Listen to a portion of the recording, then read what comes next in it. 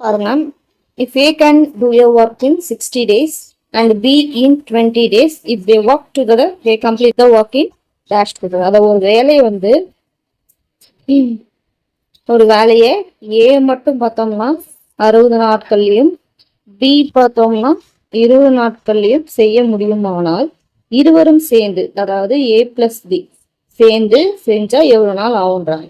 ஈஸியாக இல்லையா? ஸோ 1/60 + 1/20.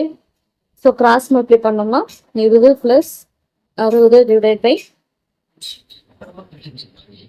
வருங்களா? அப்போ 80/1200. வேலை பண்ணோமா 4, 60, 2, 30, 1, 15. So A + B = 1/15. ஸோ அப்போ பார்த்தோம்னா 15 days, 15 நாட்கள்.